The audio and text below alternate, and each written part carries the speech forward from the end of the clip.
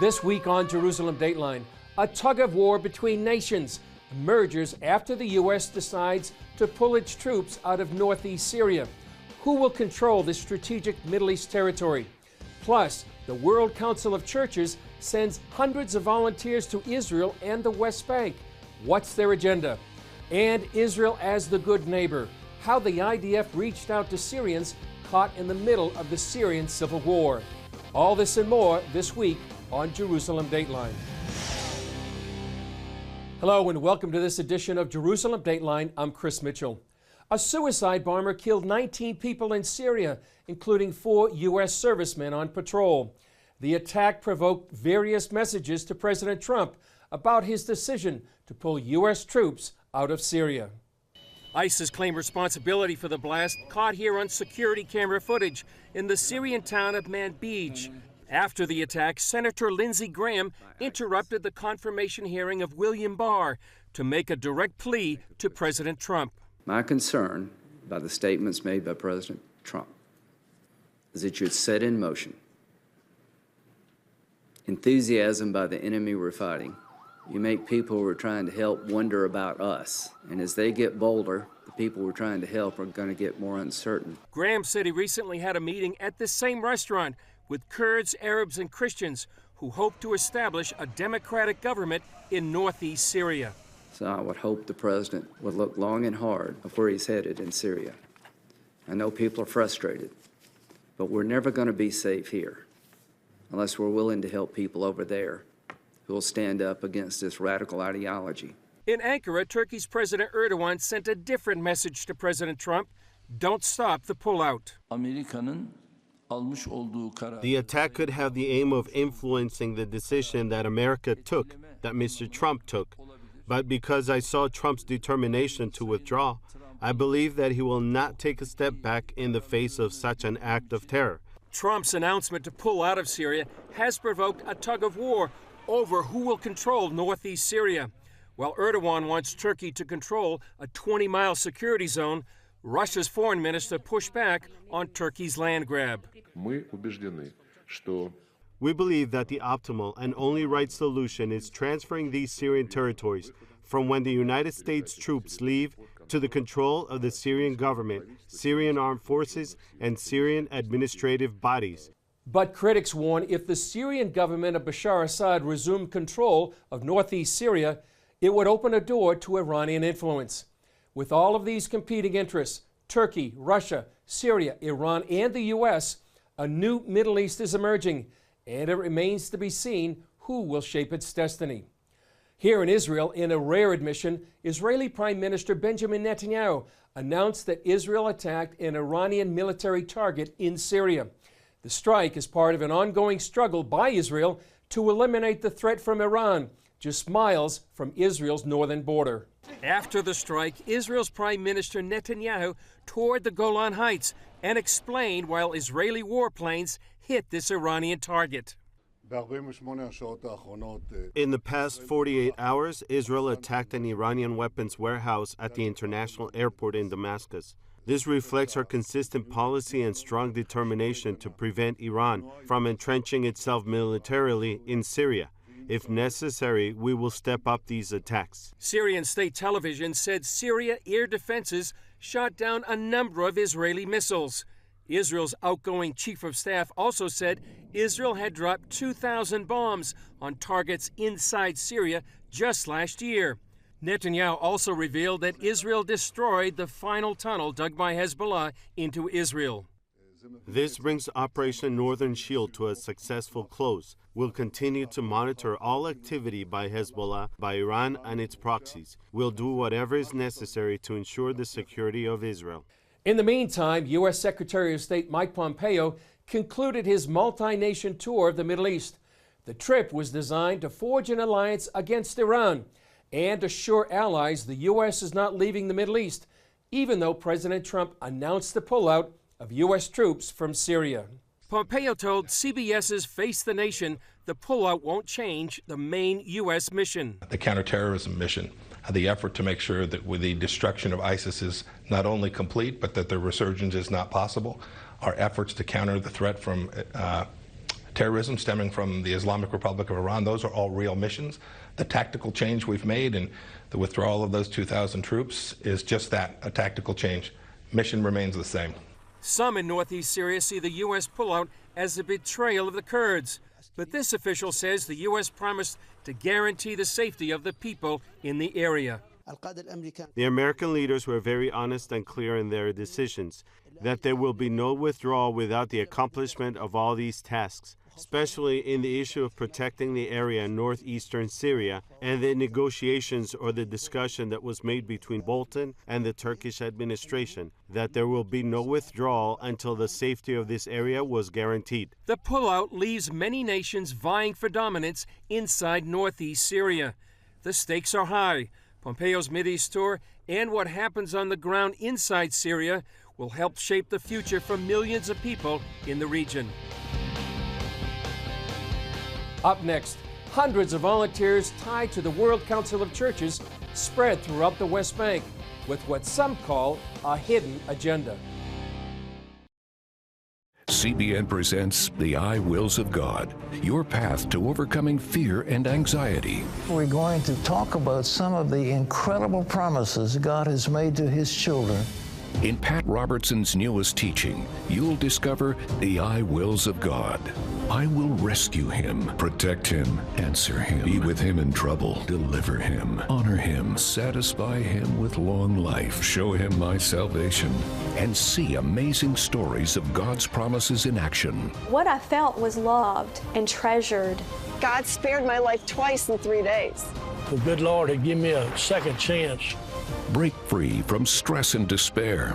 The Lord doesn't want you to live in fear, but to know the rewards given to those who love God.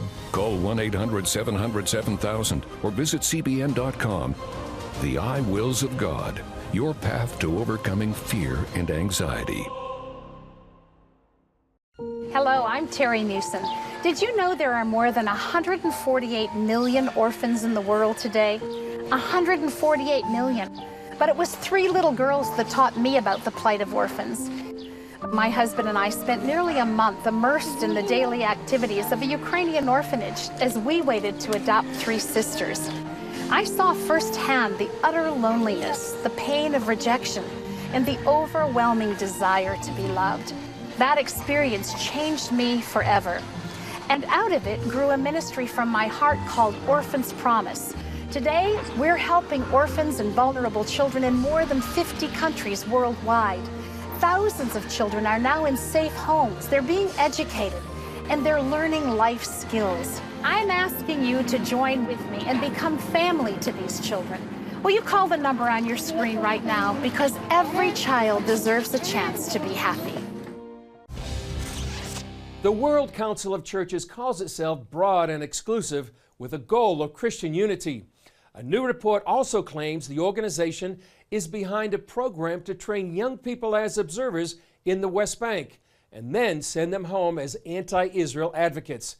CBN Middle East correspondent Julie Stahl has that story. This effort is called the Ecumenical Accompaniment Program in Palestine and Israel, or EAPPI. The World Council of Churches started the program in 2002. Since then, it's sent some 1,800 volunteers to the West Bank to witness what it calls life under occupation. These volunteers then head home to tell churches, congregations, and others about it. Those presentations often take a very negative and even anti-Semitic tone.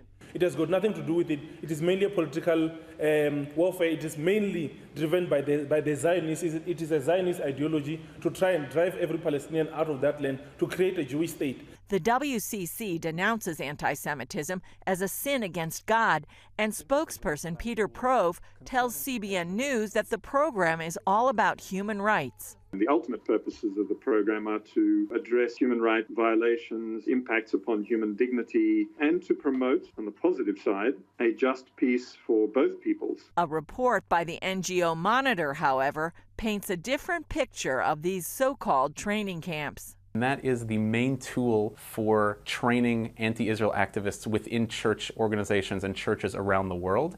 and it's also the main tool for inserting anti-Israel and anti-Zionist propaganda and rhetoric into those same churches. According to Prove, the volunteers take part in everyday life with the Palestinians. They're there to provide a protective presence. Secondly, they're there to observe, monitor, and report on events that they observe. Jonas Schiffmiller said NGO Monitor found there's more to the story. In fact, what EAPPI is really doing is coming here, gaining credibility for themselves to go back to their home churches and to spread anti-Israel diatribes. Yosef Daher is coordinator of the Jerusalem Center that hosts the volunteers. He explains how they view Jesus' command to love your enemies. We look at the Israelis, of course, back home as our enemy. And we see that our enemy is in a sin against God and against humanity. And in order to show our love, if you love someone, you would love him to be free of his sin. So this is where we connected love with resistance. Resistance usually refers to terrorism, but Daher said as Christians they only promote boycott, divestment, and sanctions movement, or BDS. In response to the report, the WCC said it only promotes boycotting goods from Israeli settlements. That's not Daher's view. Our call for sanctions is targeted at Israel. The WCC recognizes Israel's right to exist according to international law, but doesn't connect it to the Bible. Dr. Robert Smith works with the volunteers and explained it earlier. The biblical narrative of Israel has almost nothing to do with contemporary Israel other than the intentional manipulation of sacred text to justify a political project. The Global Kairos movement declared that any Christian theology that supports Zionism is heresy. David Parsons is vice president of the International Christian Embassy, Jerusalem.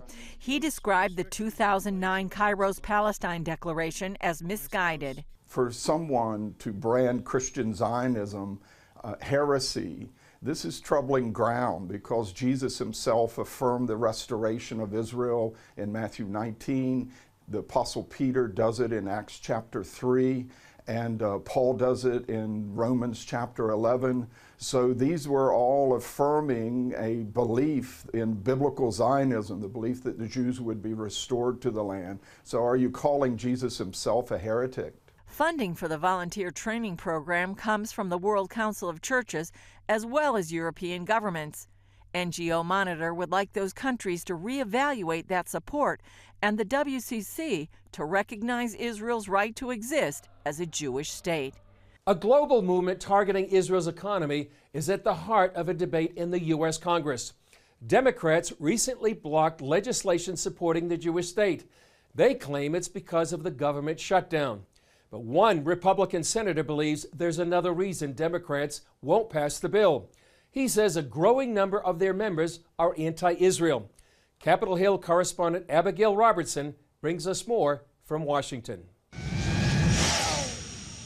There's a growing anti-Israel movement known as the Boycott, Divestment, and Sanctions, or BDS, and Senator Marco Rubio is alarmed the effort's support is spreading to the U.S. BDS is a movement around the world to get companies, pressure companies to boycott Israel, meaning not do business there, divest from any investments in Israel or Israeli companies, and to get governments to sanction Israel. Currently, those behind BDS target companies like Ahava, Caterpillar, HP, and Sabra Hummus, hoping to isolate Israel academically, culturally, economically, and militarily. It is an anti-Semitic movement. Joel Griffith of the Heritage Foundation calls it a threat to Israel's security. Israel, it's a beacon of democracy. It's an area where religious minorities and ethnic minorities enjoy equal rights. And yet that is the country that these individuals have chosen to target. The end goal, as stated by their founder, Omar Barghouti, is the end of the Jewish state of Israel. Protesters boast their campaigns have cost Israeli companies billions due to lost contracts and major shareholders divesting. I'm concerned that we're seeing for the first time at least 2 House members that are openly pro-BDS. They would be newly elected representatives Rashida Tlaib and Ilan Omar. Tlaib recently told The Intercept she believes the boycotts bring attention to issues like the racism and the international human rights violations by Israel. Senator Rubio included a Combating BDS Act in the first bill the Senate is taking up this year. We have a law that says that states and local governments can decide not to do any work, meaning no contracts for goods or services with companies that are boycotting or divesting from Israel. Democrats keep blocking it, however, saying they won't consider any bills unrelated to opening the government. Rubio thinks there's another reason. I think they're blocking it because they're afraid of radical elements in their own base. There's a growing group of people in the Democratic Party that are anti-Israel openly, and I think they're afraid of them. Minority Leader Chuck Schumer, a staunch supporter of Israel, did not answer CBN News' question about his thoughts on the Democrats who openly support the BDS movement. But he did say this about the Combating BDS Act. I am a co-sponsor, so I've supported it all along. Congresswoman Tlaib says she plans to go against tradition and lead a House delegation to which she refers to as the Israeli-occupied West Bank. Historically, freshman lawmakers have been invited to spend a week meeting with Israeli leaders. Coming up, Israel chooses to be a good neighbor to Syrians caught in the chaos of the Syrian civil war. Parents, the Superbook Bible app is a great way to get your child reading the Bible, because in today's busy world, we can use some help.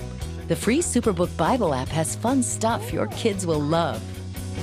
They'll have a blast learning the Bible, playing great games, watching cool videos, discovering heroes in the Bible. They'll have fun while they learn God's Word. The Superbook Kids Bible app, available now. Life. It's meant to be lived fully.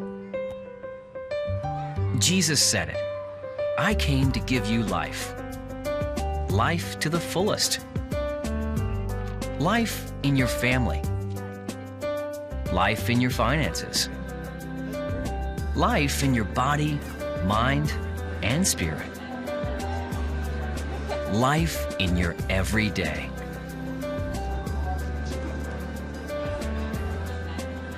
At CBN.com, we're taking what Jesus said seriously.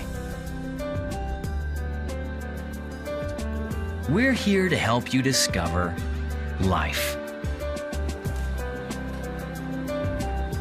Life. Live it fully. CBN.com.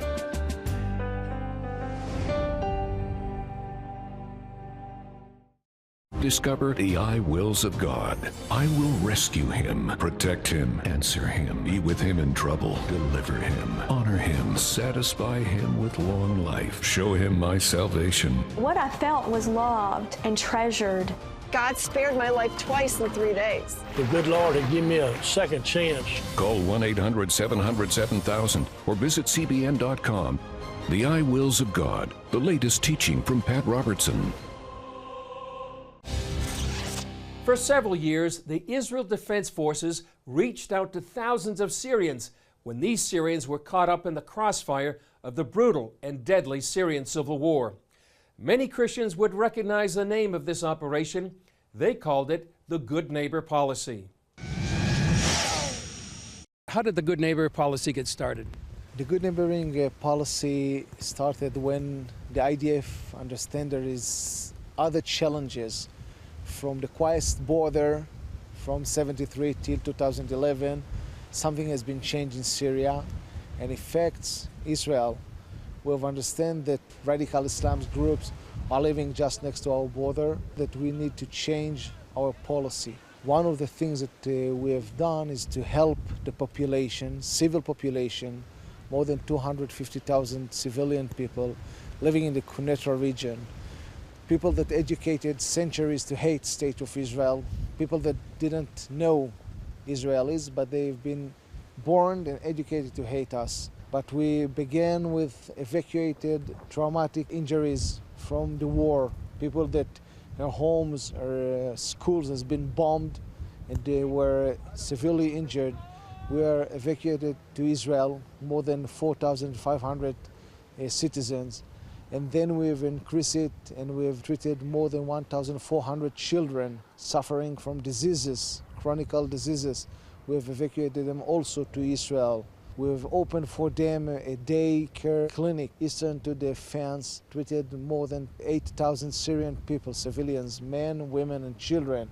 We provide them tons of food, clothes, baby powder milk, diesel, and all kinds of humanitarian aid to help them to survive their toughest years. What impact did it have on them? When you first met them on the fence, you have seen faces that people are fearing from you because they do not know what to expect. They have been told that Israel in the last years is helping them, but a person that never been and never seen Israel is coming to the fence with his little child. And let me tell you, it's very hard sights to see 3-4 years old children coming to the fence without shoes, with dirty clothes, with fear in their eyes. And then when you collect them on the border and take them to the hospital and give them to eat something, and then you see the smile of the children, you can understand that you are doing something good for people, from people to people. What about some of the NGOs like Frontier Alliance International and Friendships? What role did they play? The NGOs, Israelis NGOs and Americans NGOs like the FAI and the Friendships Unlimited took a very important part in this project. They have brought us the opportunity to reach the people. For example, the Friendships Unlimited, they have built a daycare clinic eastern to the fence. We cannot do this. They worked there, they were living there for almost a year and take care for 8,000 civilians. Those 8,000 civilians were our civil ambassadors inside Syria. The FAI guys, those wonderful teams, they were living in 2 villages in Syria, treating day by day the locals. And just think for yourselves how crazy it might have been heard Israeli Jews helping Christians to help Muslims. I don't think that it has never happened in the world. Here in the Good Neighboring Project, it happened. How did you make the connection between the people on the other side of the border? There was telephones that we provide them, my number. I think that they've been understand that we are here to help, and then they've spread the number of phone between the locals, between the doctors, between the nurses, between the civilians that called me and asked for me help in another region that wants some help, another village that want to get some medical help, some food help, whatever they want, we had the opportunity to provide. Why did it stop? It has been stopped because the Assad regime conquered again this area, and now the regime is here. He must take care for the population, and now in the state you cannot work with the Syrian side. They will not allow you to do this. What does this say about the Israeli army? I didn't heard about armies in the world that actually risk the life of their soldiers in order to help their enemies. And this is exactly what we've done night by night, sometimes 2 or 3 times in every night. We have risked our life opening the fence, the security fence between Israel and Syria. Do you think it will have a lasting impact? Those people that we have saved their life, they will not be able to forget it. Even another year or 2, they will tell this story of the IDF and the State of Israel help for centuries ahead.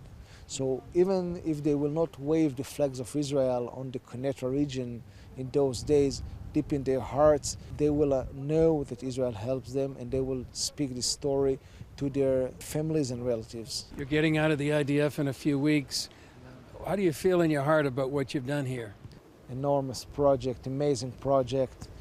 And it was a unique thing to do, to see your enemy faces laughing, smiling, and say to you thank you, in Arabic of course.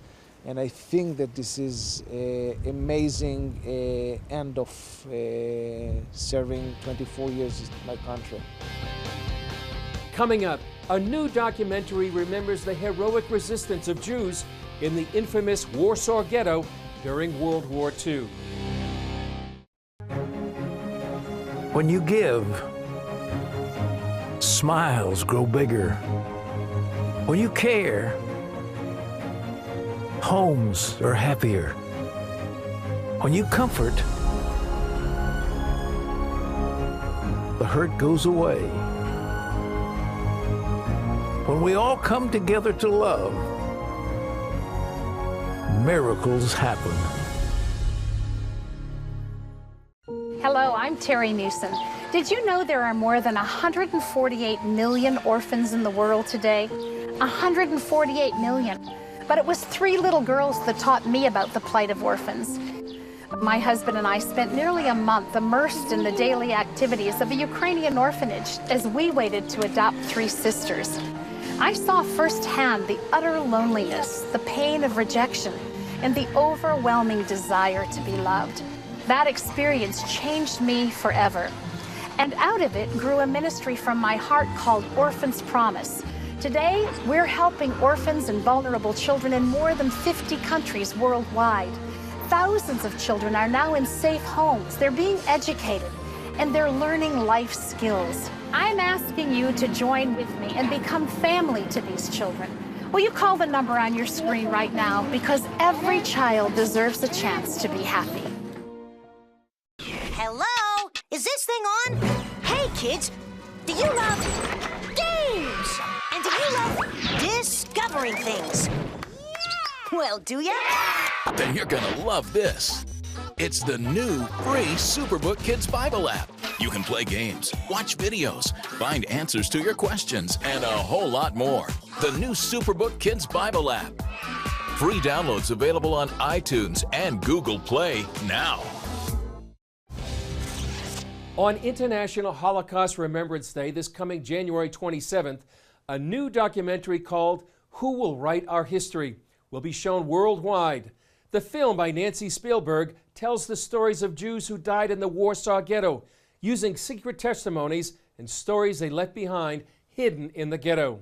Here's a clip from our interview with Spielberg. A group of people that saw the writing on the wall. They knew they would not survive, most likely, the Warsaw Ghetto. And they said, if we do not collect and write our histories, our history will be written by the Germans and we will no longer exist. And they gathered up diaries and they wrote journals and they had children write essays and they had poems and recipes and every aspect of life and death in the Warsaw Ghetto. And then they wrote their last will and testimonies and they buried these in milk cans and tin boxes, literally as the Germans were pounding on the door. And after the war, only 3 people from this secret group survived, and they went back through the rubble and tried to find where was the cellar under all of the rubble. They found 2, 1 is still buried, and unearthed these documents. And it's incredible because it's like finding 50 Anne Frank diaries, and the world knows Anne Frank, and if the world knew anything of the Holocaust before Schindler's List, it was probably from the diary of Anne Frank. It looks like it will be a powerful and profound testament to those who bravely face the might of the German army. It's also a reminder to pray for the Jewish people, who even today still face enemies on every side, from Iran to the BDS movement.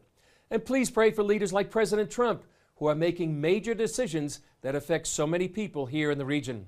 Well, that's all for this edition. Thanks for joining us. Remember, you can follow us on Facebook, Twitter, Instagram, and YouTube. I'm Chris Mitchell. We'll see you next time on Jerusalem Dateline.